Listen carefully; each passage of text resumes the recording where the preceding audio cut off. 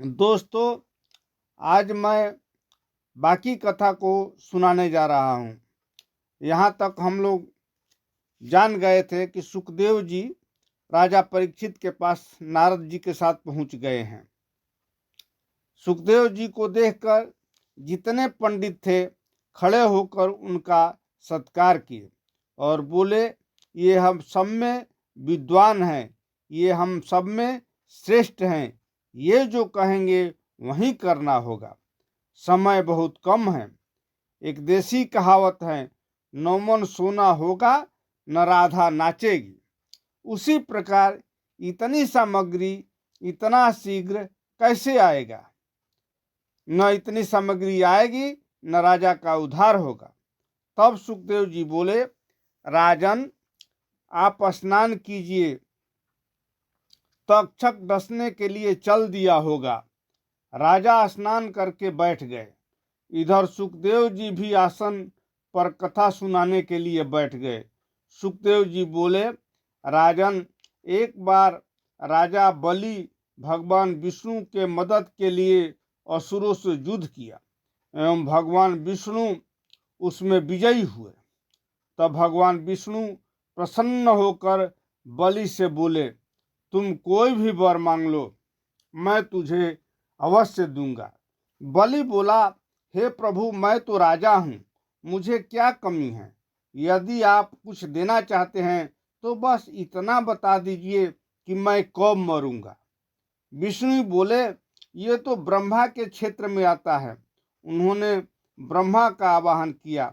ब्रह्मा जी आकर बोले, इसकी मृत्यु तो बस 2.5 घड़ी रह गई है। तब बलि बोला, समय तो बहुत कम है, आप मुझे जितना जल्दी हो सके मेरे निवास स्थान पर पहुंचा दीजिए।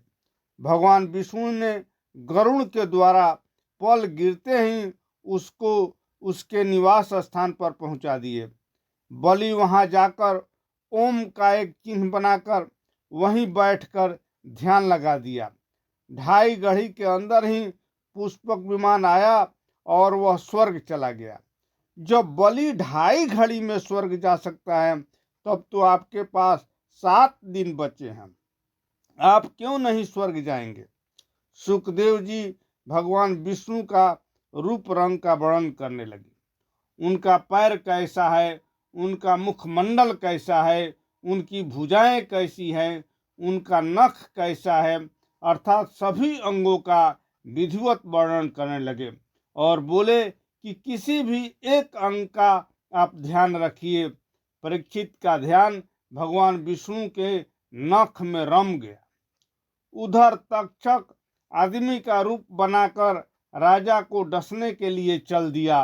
राजा को मृत्यु के बाद भी जिंदा करने के लिए वैद्य धनवंतरी को बुलाया गया। वे भी राजा परीक्षित को जिंदा करने के लिए आ रहे थे। रास्ते में दोनों की मुलाकात हुई। तक्षक धनवंतरी से पूछा कि आप कहाँ जा रहे हैं? वैद्य बोले, मैं राजा परीक्षित को सांप काटने वाला है, उन्हें जिंदा करने के लिए जा रहा हूँ।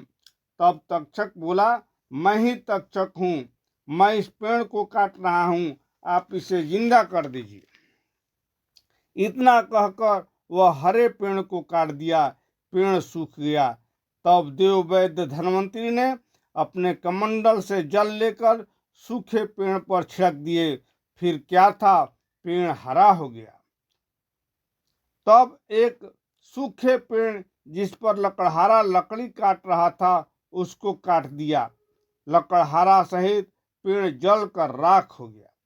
देव वैद्य धनवंतरी ने उस राख को एकत्रित कर उस पर जल छिड़क दिया, तो बस क्या था, पेड़ ज्यों का त्यों हो गया और लकड़हारा लकड़ी काटने लगा।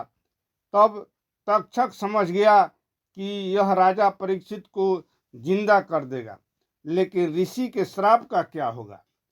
तक्षक बोला, आप बेकार वहां जा रहे हैं, कुछ मणि मेरे पास हैं, ले लीजिए और वापस चले जाइए। वैद्यराज लोभ में पड़ गए और मणि लेकर वापस लौट गए। इधर प्रतिदिन शीश महल में एक व्यक्ति फूल देने के लिए अंदर जाता था। तक्षक कीट का रूप धारण कर उस फूल में घुस गया। वह आदमी फूल लेकर राजा के पास पूजा के लिए दिया। राजा तो ध्यान मग्न थे, उनका ध्यान प्रभु के नाखून में था। तब तक कीट सांप का रूप धारण कर लिया एवं राजा को डस दिया, लेकिन राजा का ध्यान विष्णु में लीन हो गया था। तभी पुष्पक विमान आया और वे स्वर्ग को चले गए। ऋषि के श्राप का भी मान रह गया एवं राजा स्वर्ग भी चले गए। इस तरह आज की कथा समाप्त होती है। अगले दिन मैं जन्मेजय की कथा लेकर आऊंगा।